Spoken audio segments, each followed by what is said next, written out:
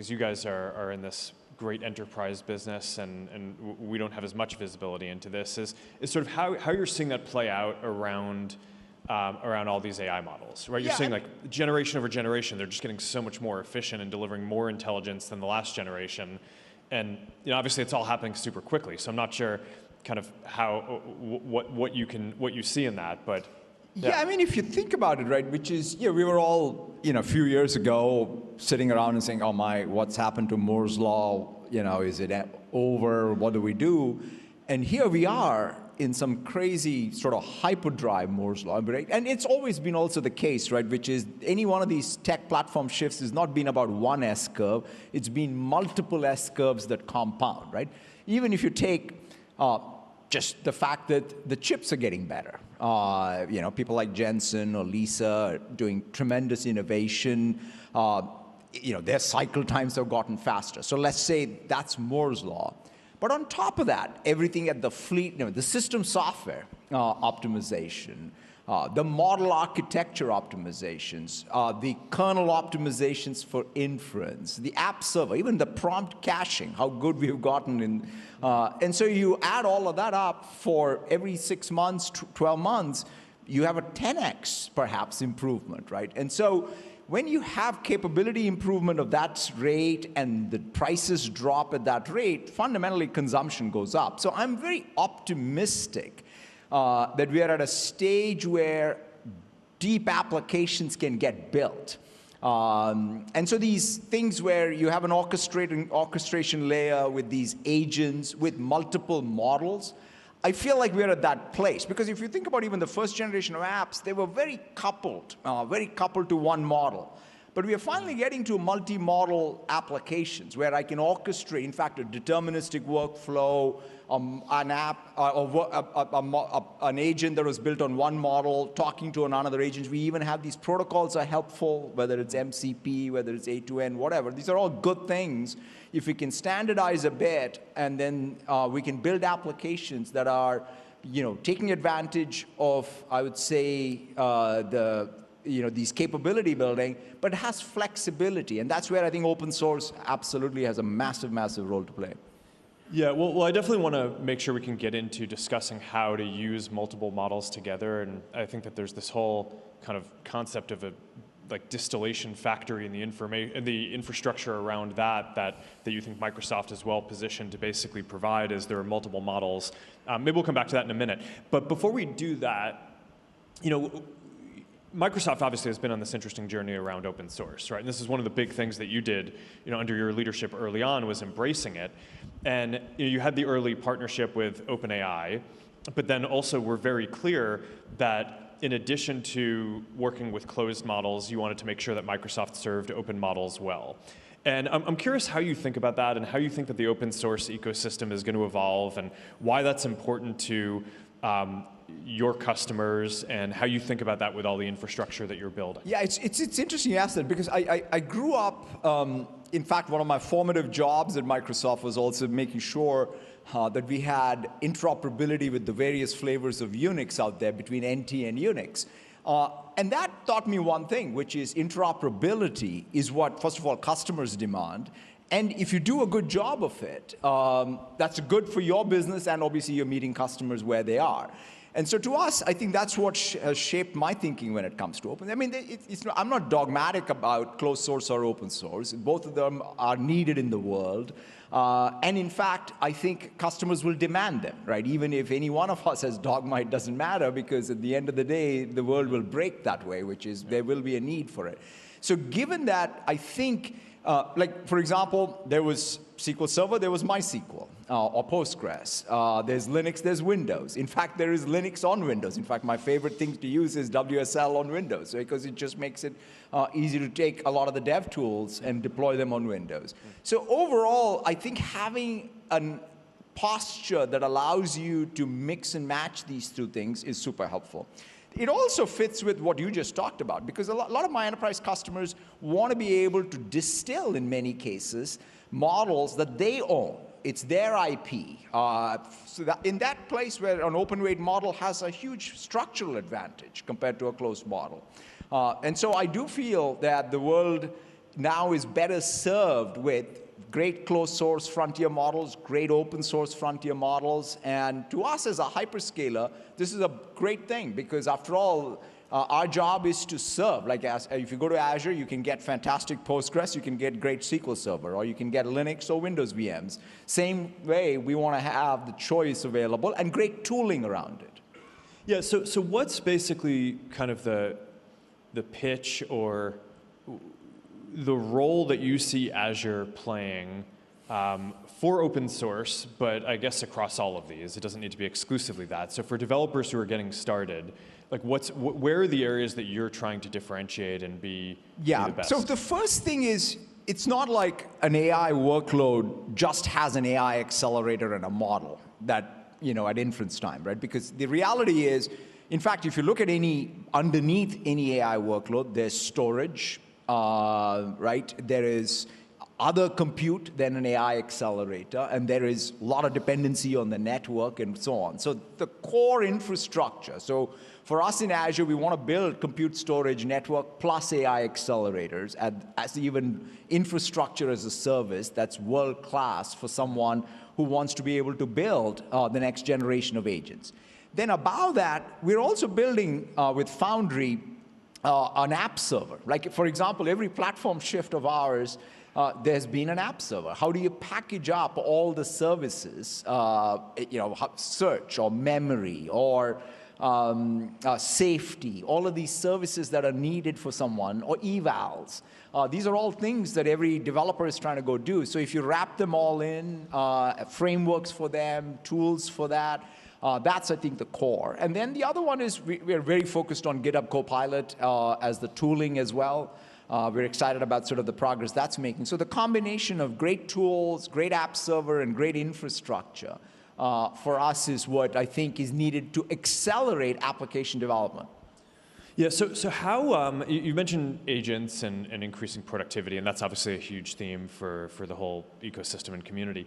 I'm curious, how are you seeing that play out inside Microsoft? And then also, how are you seeing that, what are some of the most interesting examples that you're seeing with developers? Yeah, I mean, I think the thing that obviously has been most helpful for us to see is what's happened with software development, right? I mean, there are a couple of things. If you look at even the evolution of GitHub Copilot, you started with code completions.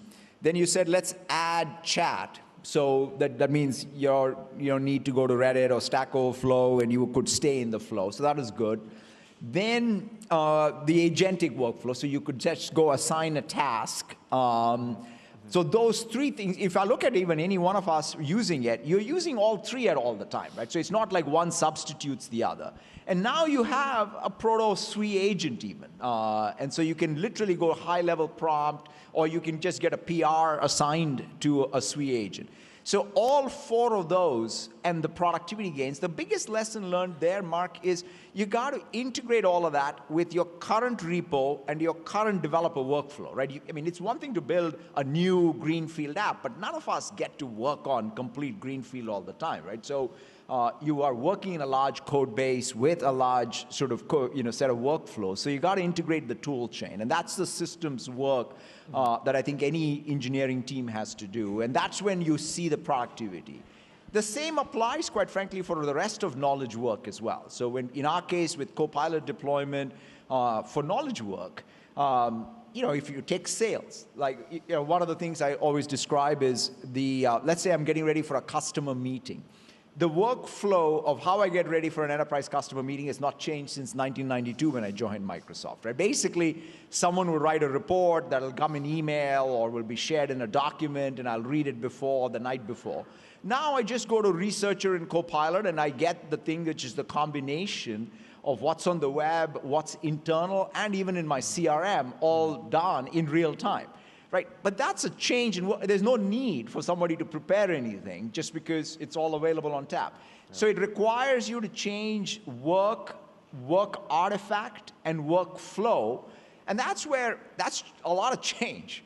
And it happens slowly at first, and then all of a sudden, right? I saw that with the PCs, right? I think about how the world did forecasting before email and Excel. like interop, the faxes went around. Yeah, I guess you never lived that world. I was in middle school. Yeah, no, it's.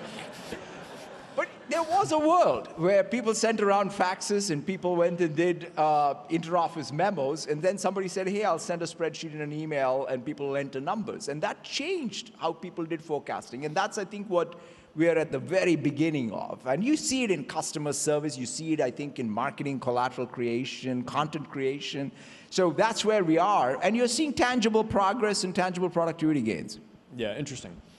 In terms of the coding and how it improves that, do you have a sense of how much of the code, like what % of the code that's being written inside Microsoft at this point is written by AI as opposed to by the engineers? Yeah, so there are two sort of things we're tracking. One is the accept rates itself, right? That's sort of whatever, 30, 40, it's going up monotonically.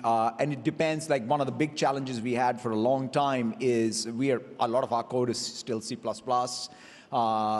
C#, and C# is pretty good, but C++, it was not that great. Python, it's fantastic. So we've now get better at that. So as language support has increased, the code completions have gotten good. The place where the agentic code still, it's sort of nascent. For new greenfield, it's very, very high.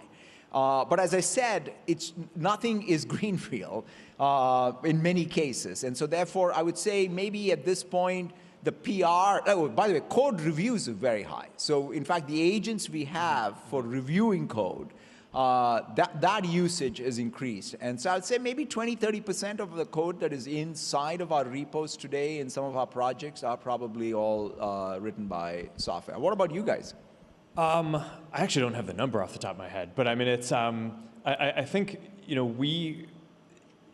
I think a lot of the stats that people say are still effectively of this like autocomplete variety. Yeah. But we have a bunch of teams that are working on basically doing feed ranking experiments and ads ranking and like very contained domains where you can study the history of all of the changes that have been made and like and make a change. And that I think is kind of an interesting area for us to work in.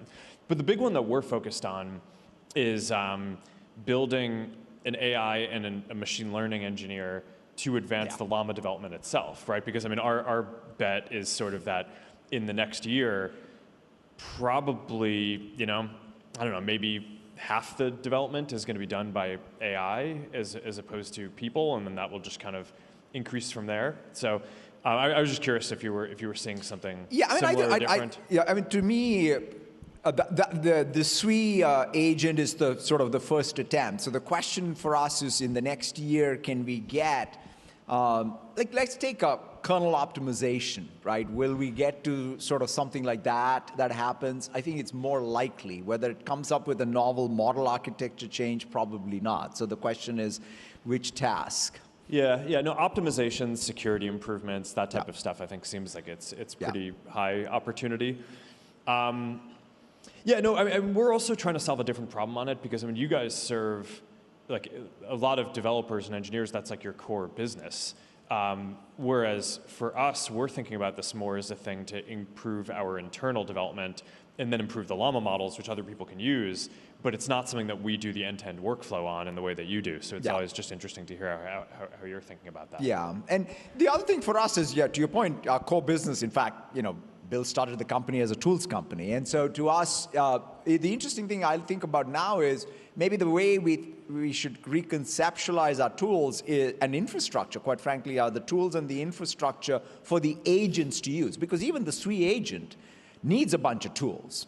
And what shape should they be? What should their infrastructure, what should their sandboxes be? So a lot of what we're going to do is essentially evolve even what does the GitHub repo construct even look for the SWE agent?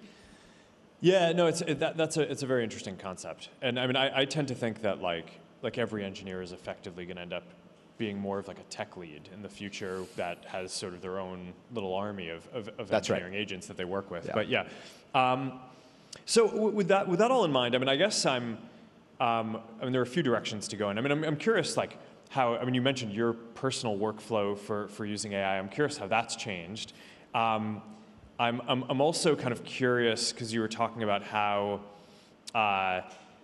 how Microsoft got started on this and the legacy there. But I mean, I guess there's always this question, if you were getting started as a developer today building something, how would you think about which tools you'd be using? Yeah, I think that one of the biggest sort of, I'll call it, I don't know, dreams, pursuits, questions that Bill sort of inculcated in all of us was, what's the difference between, he used to sort of talk about it more like, what's the difference between a document and an application and a website? Right now, if you use Meta AI, ChatGPT, Copilot, what have you, it's unclear to me what's the difference between a chat session. And then I go to pages in our case, like literally even coming down, I was like reading up everything about Llama 4, all the models. Like literally I was just doing a bunch of chat sessions, adding it to a document effectively in pages, persisting it. And then you can go give it. I mean, since you have code completion, you can go, make it an app or what have you. And so this idea that you can start with a high-level intent and end up with what is an artifact that is a living artifact that you would have called in the past an application is going to have profound implications, I think, on workflows. And I think we are at the beginning of that. And that's what my dream is. So if I sort of say, as a builder of infrastructure and tools and as a user of it, these artificial category boundaries, not artificial, or these category boundaries that were created, mostly because of limitations of how our software worked, perhaps you transcend. In fact, the other thing we used to always think about is, why are Word, Excel, PowerPoint different? Why isn't it one thing? And we've tried multiple attempts of it. But now you can conceive of it, right? Which is you can start in Word and you can sort of visualize things like Excel and present it, and they can all be persisted as one data structure or what have you. And so to me, that malleability that was not as robust before is now there.